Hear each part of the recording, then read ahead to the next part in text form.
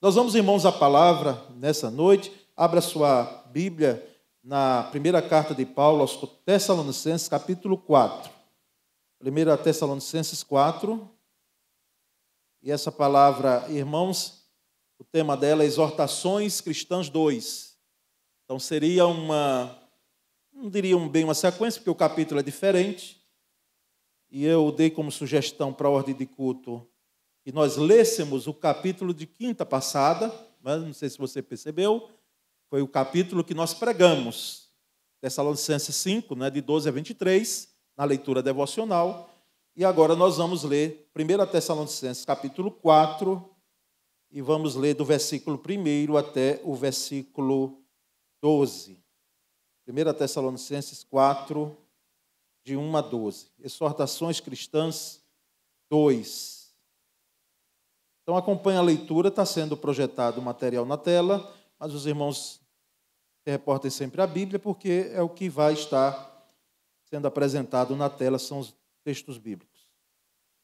Diz assim: finalmente, irmãos, pedimos a vocês e os exortamos no Senhor Jesus, que assim como aprenderam de nós a maneira como devem viver e agradar a Deus, e efetivamente o estão fazendo, vocês continuem progredindo cada vez mais, porque vocês sabem quantas instruções temos a vocês da parte do Senhor Jesus. Pois a vontade de Deus é a santificação de vocês, que se abstenham da imoralidade sexual, que cada um de vocês saiba controlar o seu próprio corpo em santificação e honra, não com desejos imorais, como os gentios que não conhecem a Deus, e que, nesta matéria, ninguém ofenda nem defraude o seu irmão, porque contra todas estas coisas, como antes já avisamos e testificamos, o Senhor é o vingador, pois Deus não nos chamou para a impureza, e sim para a santificação. Porquanto quem rejeita estas coisas, não rejeita uma pessoa, mas rejeita Deus, que também dá o seu Espírito Santo a vocês. Quanto ao amor fraternal, não há necessidade de que eu lhes escreva, porque vocês mesmos foram instruídos por Deus a amar uns aos outros. E, na verdade, vocês já estão fazendo isso em relação a todos os irmãos em toda a Macedônia. Porém, irmãos, exortamos vocês a que progridam cada vez mais e se empenhem por viver tranquilamente, cuidar do que é de vocês e trabalhar com as próprias mãos, como ordenamos, para que vocês vivam com dignidade à vista dos de fora e não venham a precisar de nada. Amém? Graças a Deus. Reiterando um pouco a introdução da quinta passada, irmãos, os irmãos que aqui não puderam estar, essa igreja em Tessalônica, ela foi criada, ela foi organizada em 3 semanas, tá certo? 3 semanas, 3 sábados, o apóstolo Paulo, ele se dirigiu à sinagoga ali em Tessalônica, que é uma cidade gentia, ou gentílica, mas que tinha uma comunidade de judeus muito forte. Então, fruto desses 3 sábados, ele indo ali apresentando na sinagoga a Jesus Cristo, não é? Essa igreja é organizada. E uma igreja assim, operosa, uma igreja muito producente no reino de Deus, embora algumas situações estavam ocorrendo nela, né? Dentro dela, alguns irmãos preocupados com a volta, não tanto com a volta de Cristo, mas com aqueles que partiram para estar com Cristo, e eles ficavam sem entender bem como seria o processo, não é? O que é que ocorreria com eles. Então, o apóstolo Paulo vem, na sua primeira carta, fala sobre o que aconteceria, não é? E também era uma igreja, irmãos, e alguns irmãos, pelo fato da volta de Cristo, eles entenderem que aconteceria por aqueles dias, alguns irmãos pararam de trabalhar, não é? E ficavam muitas vezes na ociosidade. Então, aqui nessa noite, nós vamos, com essa mensagem, Exortações Cristãs 2, vermos um certo caminho, tá certo? Não houve o caminho do discipulado no tema do acampamento, que é o nosso tema desse ano. Então, nós vamos ver 3 caminhos que temos aqui nesse texto, que nós, enquanto igreja, assim como a igreja em Tessalônica foi exortada, não é? E nós lembramos, para não repetir quinta-feira, não são conselhos, são exortações, tá certo? Que o apóstolo Paulo coloca. O primeiro ponto desse caminho, o primeiro viés desse caminho, é o caminho da santidade, tá certo? Que vai do versículo, perdemos o sinal, mas que vai, estamos com a Bíblia com o original, que vai do versículo 1 até o versículo 8, não é? Mas vejamos então esses versículos pausadamente, tá certo? Nesse caminho da santidade que o apóstolo Paulo coloca aí do versículo 1 até o versículo 8. Ele disse: finalmente, irmãos, agora estamos relendo, sim, peço que você releia na sua Bíblia, me acompanhando. Finalmente, irmãos, pedimos a vocês e os exortamos no Senhor Jesus, que assim como aprenderam de nós a maneira como devem viver e agradar a Deus, e efetivamente o estão fazendo, vocês continuem progredindo cada vez mais. Então, parada aqui rápida para nós comentarmos nesse versículo, irmãos. O apóstolo Paulo aqui, ele vem pedir de novo. Os irmãos que estavam aqui na quinta-feira passada, nós colocamos de que ele não manda, ele não ordena, ele pede, ele roga, não é? Embora ele tinha autoridade para pedir. Então, ele aqui faz um pedido, uma solicitação. Ele então pede, né? Pedimos a vocês e os exortamos. Então, aqui, por isso, no capítulo 4, nós temos o tema da exortação. Esse aspecto da exortação. O apóstolo Paulo, ele vem exortar, né? Ele vem chamar a atenção daquela igreja a alguns aspectos, dentre eles, agora, do versículo 1 até o versículo 8, sobre a santidade. Então, eles exortam, e lá no versículo 1 também diz a maneira como devem viver e agradar a Deus. A maneira de agradar a Deus, vivendo agradando a Deus. Então, a santidade, o caminho da santidade, é um caminho que aquele que trilha por ele pretende, deseja, tem sede, não é? E precisa agradar o Senhor. Esse agradar o Senhor tem tudo a ver, não é? Há uma ligação muito grande com o salmista diz: agrada-te do Senhor e Ele satisfará os desejos do seu coração. Ou seja, ponha a sua alegria, não é? Ponha o seu foco, se jogue, se lance nesse caminho de santidade. E o apóstolo Paulo vem e diz: olha, vocês estão fazendo isso. Vocês efetivamente já estão fazendo isso. Agora, é o seguinte, continuem. Progridam nisso. 2 questões aqui. Ou seja, continuem, não é? Continuem, ou seja, não parem. Aí nós temos o entendimento de que santificação é um quê? Um processo, é uma caminhada, não é um ato, é um processo. Então, por isso que ele vem e diz: continuem progredindo cada vez mais. Então, é o caminho de santidade. E nenhum crente em perfeito juízo espiritual, não é, vamos dizer assim, ele chega e diz: não, eu já alcancei o nível adequado de santidade. Não preciso mais me santificar. Se você ouvir de alguém isso aí, pode repreender em nome de Jesus e exortar em amor, não é? Porque não temos o entendimento de que santidade, ou santificação, melhor dizendo, é algo que se realiza como um ato, mas sim como um processo, é uma caminhada, não é? Cada vez mais. E no versículo 2, note como diz a Escritura: porque vocês sabem quantas instruções são ensinamentos, e instruções é um termo militar, é um termo que vem de um superior, e na quinta passada, na primeira mensagem, nós colocamos isso, é uma ordem que vem de um superior, né, de um oficial. Aqui o termo é militar. E essa ordem, ela vem para a nossa língua como instruções, e quando alguém recebe, você tem a missão, vamos dizer assim, de você passar para outras pessoas. Não guarda para si mesma apenas. Guarda para si, mas passa instruções para outros. E essas instruções, não é? Elas vieram de quem? Elas não vieram do próprio Paulo, da mente de Paulo. Embora Paulo era um homem de Deus, inspirado pelo Espírito Santo de Deus, mas essas instruções, elas vêm, como diz o versículo 2 aí no final, da parte do Senhor Jesus.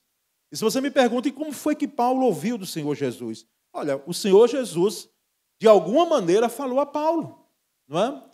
Ele deixou claro para o apóstolo Paulo, no entendimento nosso, as instruções que ele deveria passar para a igreja. E essas instruções estão no Novo Testamento, nas cartas do apóstolo Paulo, que é o campo doutrinário que nós temos. Então, esse é um caminho de santidade. Mas no versículo 3, nós temos a sequência. Ele diz, pois a vontade de Deus é o quê?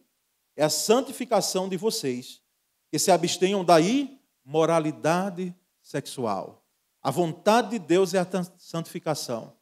E santificação, irmãos, é algo que nenhum crente, nenhum cristão deve abdicar.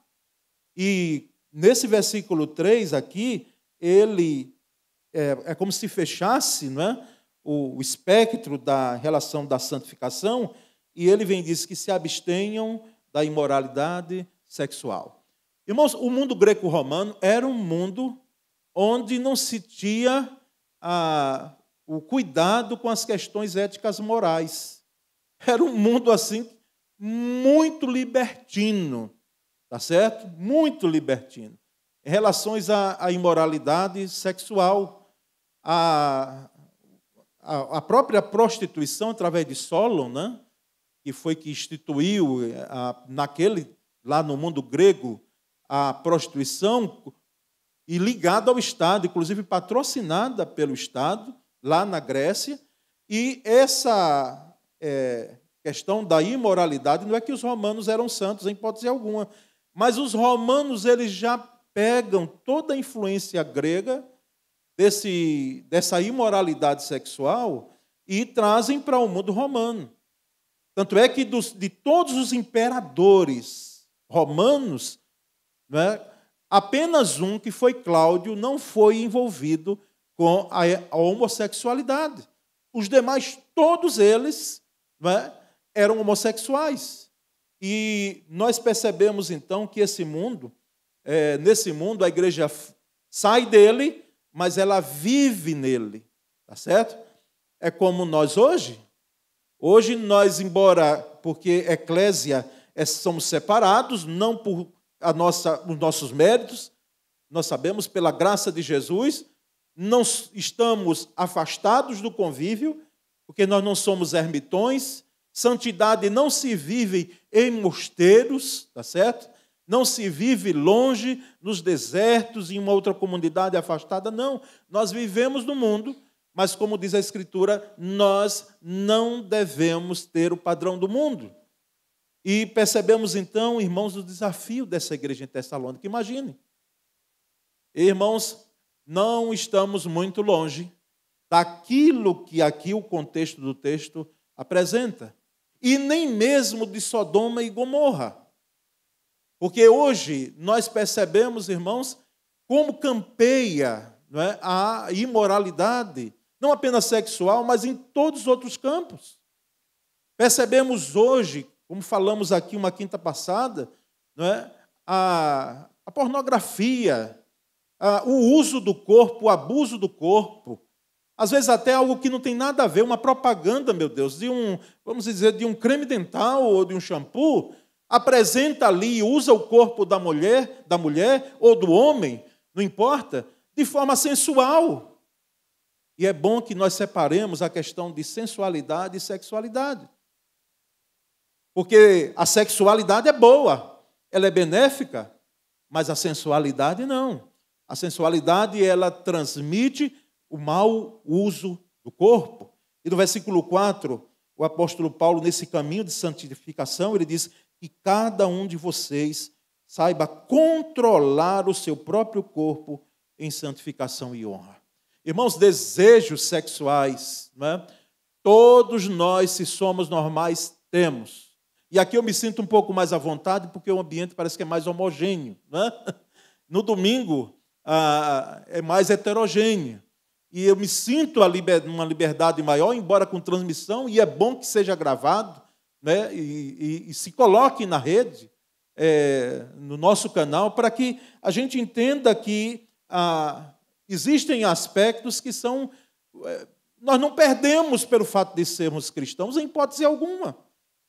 Alguns irmãos, frutos de uma má orientação, de um ensino até herético, é passado para eles algumas coisas que não condizem com a natureza humana.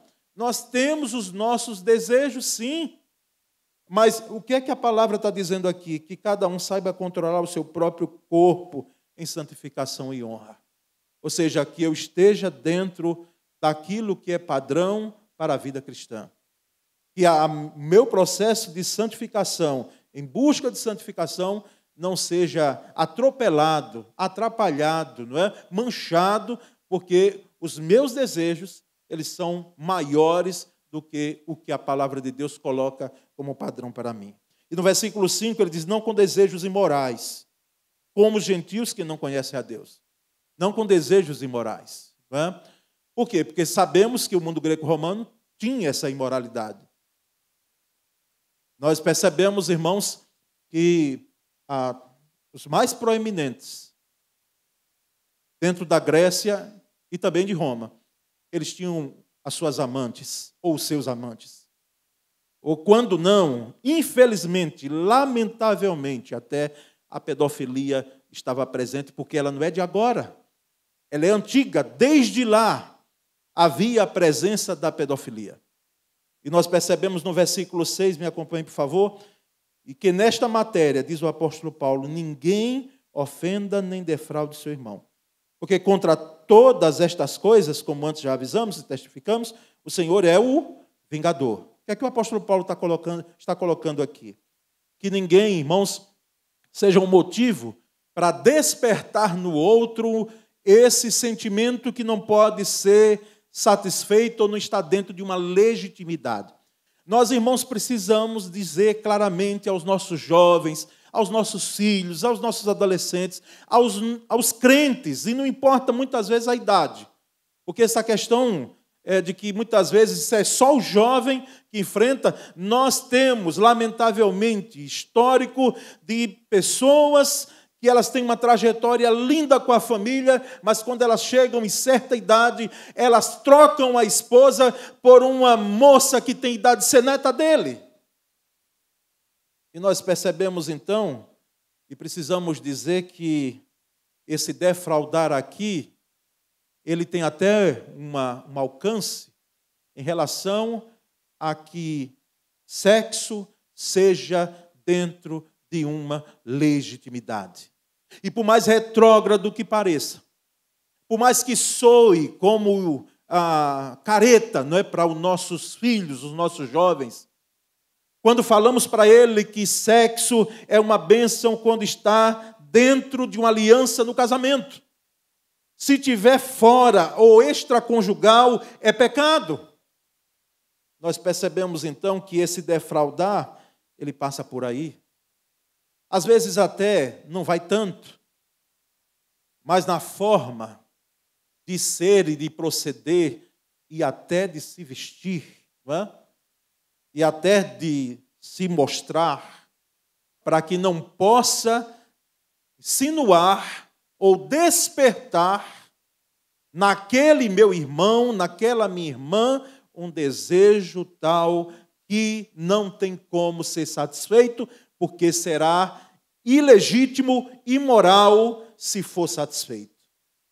Nós percebemos, irmãos, então, que no final do versículo 6 ele diz, porque contra todas estas coisas, como antes já avisamos e testificamos, o Senhor é o vingador. E aqui, irmãos, eu preciso parar um pouquinho aqui, mesmo que seja uma passagem rápida, mas dizer que essa questão, como é que Deus é o vingador? É que Deus ele toma partido agora. E muitas vezes ele está do lado da vítima.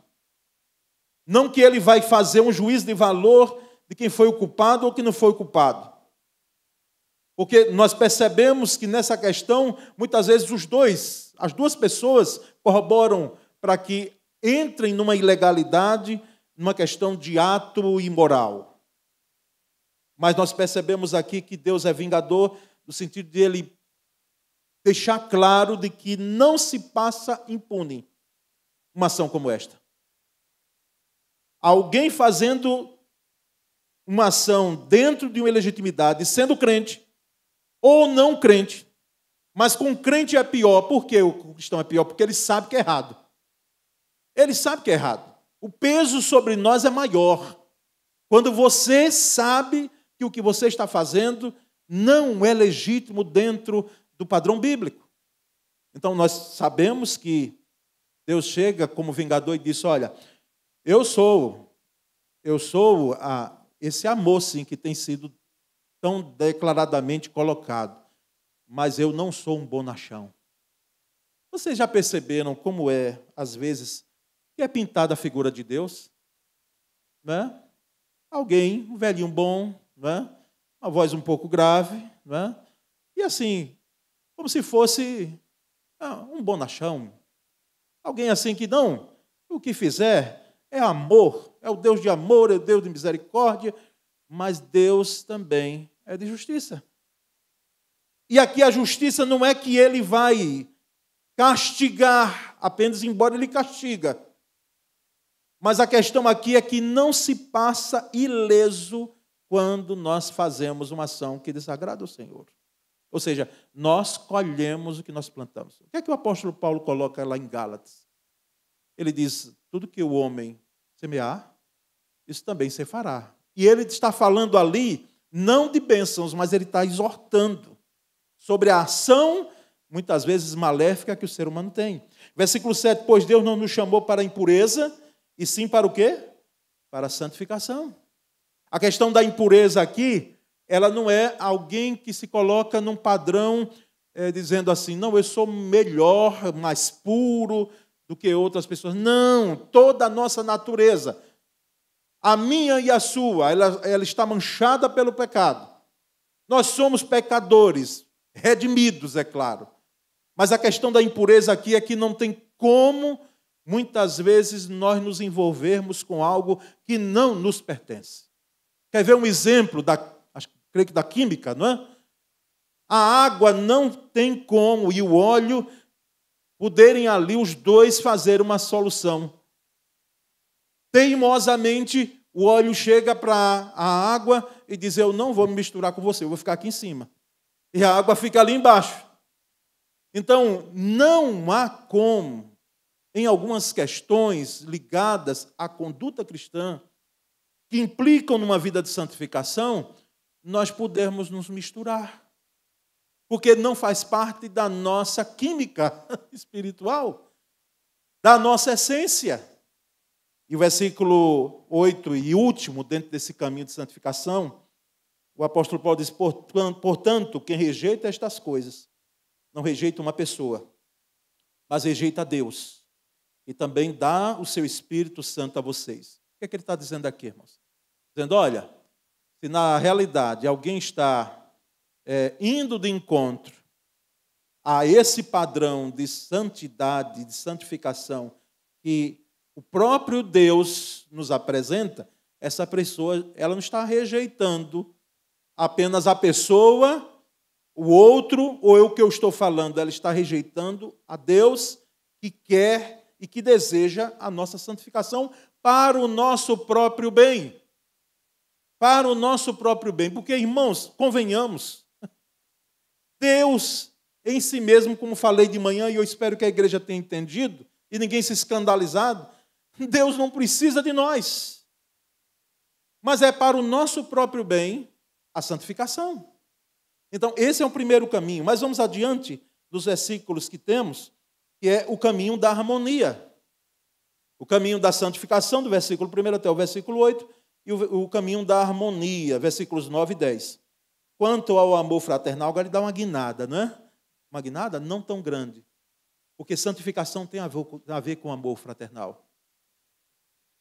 Quanto ao amor fraternal, não há necessidade de que eu lhes escreva, porque vocês mesmos foram instruídos por Deus a amar uns aos outros. E Jesus deixou isso tão claro. do Evangelho de João. Vocês serão meus discípulos se vocês amarem uns aos outros. Irmãos, quanto ao amor fraternal, e no versículo 11 ele diz, e na verdade vocês já estão fazendo isso em relação a todos os irmãos em toda a Macedônia. Porém, irmãos, exortamos vocês a que progridam cada vez mais. Olha aí, assim como a santificação, que é um processo, uma progressão, não é? O amor fraternal também, ele precisa crescer, se expandir, aumentar. Então, há uma relação. Paulo não faz aí uma guinada do texto. Tem a ver uma coisa com a outra. E quanto ao amor fraternal, irmãos, é bom lembrar que no mundo grego, né, a língua grega apresentava quatro tipos de amor. Não é? O amor eros, no Novo Testamento, ele não é usado quando há uma relação presente em relação a Deus e ao o próximo enquanto irmão. Em hipótese alguma. Ele é usado dentro do relacionamento marido e mulher. Ou dentro de aspectos outros, quando se tinha aquele culto com prostitutas dentro daquele campo de imoralidade que se acontecia. Dentre elas a Diana e outras entidades. Lá no Antigo Testamento, e não é novo, porque no Antigo Testamento já tinha também, né, o Deus do vinho, que era Baal também dentre eles, que era cultuado e que tinha também as suas prostitutas cultuais. Nós percebemos então que não se trata de Eros, não se trata de Filéu, aliás, não se trata de Filéu, especificamente no sentido de eu amar o irmão como um amor de sangue, mas nós percebemos que esse filéu aqui, ele está ligado ao amor ágape, que é o amor de Deus. E não o filéu no sentido de alguém que está com o mesmo sangue que eu tenho, é consanguíneo. Mas, através do amor de Deus, que é ágape, eu posso amar o meu irmão, e assim filéu, ele tem o suporte de ágape. Porque Paulo, escrevendo 1 Coríntios capítulo 13, ele foi muito claro. Ele ali usando o amor de Deus, não o amor fraternal, mas o amor de Deus como exemplo. E é esse amor que perdura. Por isso que lá no versículo 13 do capítulo 13, ele diz, agora, pois, restam a fé, a esperança e o amor, e este amor aí é o amor que provém de Deus.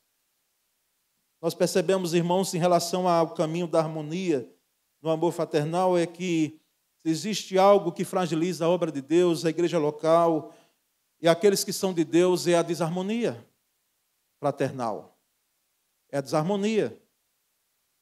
Porque muitas vezes nós temos argumentos como a nossa natureza, nosso temperamento, para dizer algumas questões, alegar, e nós, muitas vezes, ou algumas vezes, ferimos o outro.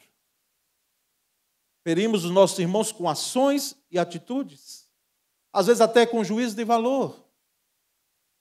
Nós, irmãos, precisamos aqui, em relação ao caminho da harmonia, caminharmos de tal forma que nós entendamos a importância do progredir cada vez mais. E o apóstolo Paulo deixa claro essa exortação. O caminho da harmonia. O Senhor batiza-nos com um batismo de amor fraternal, um com os outros, onde o teu amor, ágape, o amor de Deus, venha e inunde nosso coração para que eu possa amar o meu irmão além daquilo que ele é. E esse amar o irmão aqui não é deixar de exortá-lo. Porque muitas vezes a gente pensa que é passar um pano e esconder alguma coisa e às vezes até não chamar atenção em amor, porque notamos algo que era passível de exortação.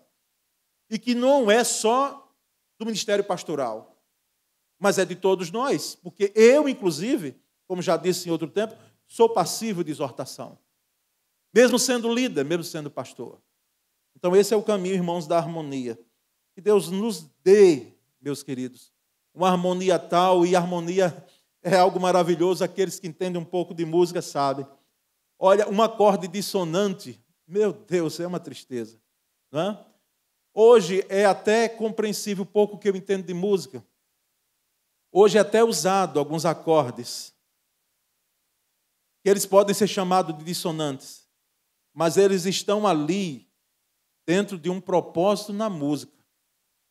Mas nós, como apreciamos, não que a dissonância não seja usada, mas como apreciamos uma melodia que ela tem uma harmonia que não dói os nossos ouvidos. É a harmonia desse caminho do amor fraternal. E por último, irmãos, os versículos 11 e 12, o caminho da honestidade. Tá certo? O caminho da santificação, o caminho da harmonia fraternal e o caminho da honestidade. Versículos 11 e 12, me acompanhe aqui a leitura feita. E se empenhem, diz o apóstolo, por viver tranquilamente, cuidar do que é de vocês e trabalhar com as próprias mãos, como ordenamos.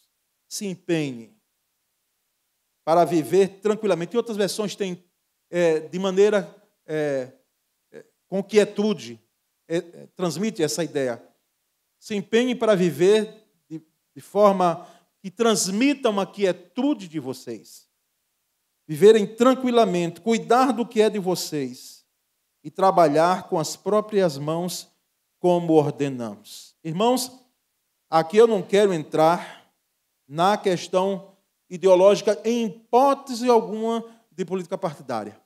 Mas a Bíblia, ela cita, é claro, aquele período de Atos, lá no capítulo 2, onde as pessoas vendiam propriedades, não é? Assim que tem lá, vendiam propriedades e aqueles que tinham mais posse davam ali aquele valor para que aqueles que tinham mais necessidade fossem supridas essas necessidades, mas nós percebemos desde Gênesis até o Novo Testamento a propriedade privada, irmãos, sendo colocada.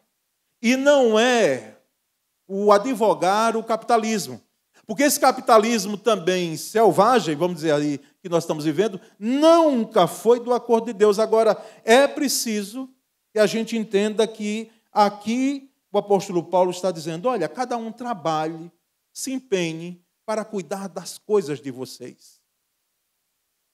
Cuidar das coisas de vocês. Versículo 12, ele diz, para que vocês vivam com dignidade à vista dos de fora.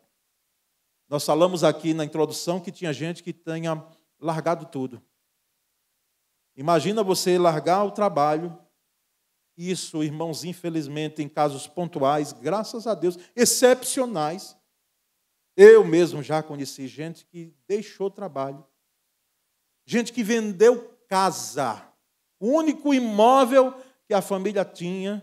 E o argumento foi para dar para o Senhor.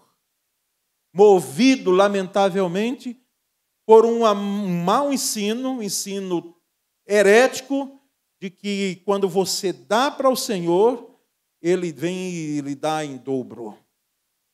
Irmãos, nós sabemos que aqui o apóstolo Paulo está colocando, olha, que ideia é essa que vocês estão fazendo de vocês pararem de trabalhar, de vocês pararem de fazer as questões do cotidiano, porque vocês estão pensando que Jesus Cristo vai voltar? Que Ele vai voltar? Vai. Agora, quando Ele voltar, que Ele os encontre trabalhando. Que Ele os encontre normalmente. Como se Ele fosse voltar e a gente precisa parar as atividades, as ações que estamos fazendo para esperar a volta dEle, como, infelizmente, já foi propagado, e isso aconteceu na história da igreja, movido por um ensino também errado. Gente pensou que Jesus Cristo ia voltar, se vestiu de branco, sempre com a sugestão, não é? Ou o ordenamento de um líder, e aguardou, alguns até subiram no telhado das casas nos Estados Unidos, esperando a volta de Cristo, porque tinha sido dito de que Ele voltaria naquele dia. Por isso que é um erro. Nunca, irmãos, eu espero que nenhum crente membro da primeira igreja, ou nenhum cristão, firme na palavra. Ele, quando ouviu, olha, Jesus Cristo vai voltar em tal dia. Né? Isso aí você não dê crédito, porque não ocorrerá dessa forma. E foi assim, uma tragédia, por quê? Porque teve que se arremedar, não é? Tapar aquela brecha, aquele rasgo que teve. Não, ele voltou de fato, mas voltou invisivelmente. Irmãos, é terrível. Onde é que na Escritura diz que Jesus voltará invisivelmente? Ao contrário. Diz que assim como o relâmpago que sai no Oriente, aparece no Oriente, e ele vai para o Ocidente, ou seja, ali não é tanto de ser algo repentino, mas é algo visível. Algo visível, a volta de Cristo será visível. Por isso que aqueles anjos, não é? Eles disseram, varões galileus, o que é que vocês estão olhando para cima? Esse Jesus que foi assunto aos céus, ele virá, assim como vocês estão vendo ele subir. E nós percebemos então, irmãos, que em relação ao caminho da honestidade, quem advoga que trabalho foi criado por Satanás, não tem crédito, porque o trabalho que explora o ser humano, não. Esse aí é selvagem, esse precisa ser reprimido, leis duras precisam ser colocadas para que aqueles que acham que o ser humano é produto, né, de que se faça esse tipo de selvageria, sejam punidos, mas o trabalho engrandece, né? O trabalho, ele dignifica. Não como tem lá, se não me falha a memória, em Auschwitz, naquela tela, naquele campo de concentração, algo parecido, o trabalho dignifica. Não, aquele ali não. Aquele não dignificou ninguém, ali foi morte. E nós tivemos, de quase 6 milhões de judeus. E dentre esses 6 milhões, alguns ali naquele campo de concentração. Não é esse tipo. Ali não era trabalho, ali era matança mesmo. Mas, irmãos, quando o apóstolo Paulo vem e diz, olha, aqui vocês façam isso de forma honesta. Vocês trabalhem de forma honesta, se empenhem de forma honesta, para que os que estão de fora, eles possam, então, apreciarem isso, verem isso, e vocês também não venham precisar de nada. Irmãos, essas são as exortações que o apóstolo Paulo traz nesses 12 versículos, que nós aqui dividimos em 3 caminhos, que fazem parte de uma só caminhada. Só muda a rota, mas é uma só caminhada. O caminho da santidade, o caminho dentro da perspectiva do amor fraternal, de que eu devo amar o meu irmão, e o caminho da honestidade. Amém, meus irmãos? Que essa palavra possa edificar a igreja do Senhor nesse momento, e quantos forem ouvir, apesar desse vaso que é limitado, possam compreender a importância da santificação, do amor fraternal e da honestidade ligada ao trabalho, né?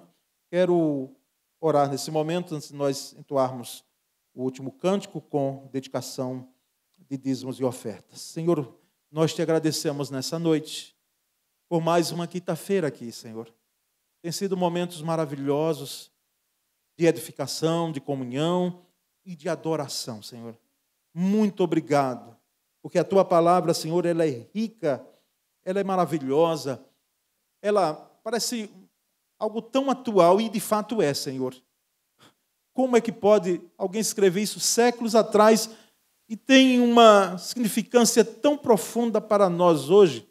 Porque a tua palavra, ela é a verdade e ela não muda nos seus princípios. Oh, Senhor, muito obrigado. Dá-nos, ó Deus, a graça de podermos entender a importância cada vez mais e não apenas entendermos, mas praticarmos a importância da santificação em nossas vidas. O amor fraternal, Senhor. Oh, Senhor, dá-nos a graça também de podermos amar uns aos outros, além dos nossos desejos de podermos amar e gostar daquelas pessoas que são mais fáceis. E, ó Deus, dá-nos a graça também, em nome de Jesus, Senhor, de podermos cuidar das das nossas coisas. Oh Deus, nós te pedimos em nome de Jesus e oramos. Amém.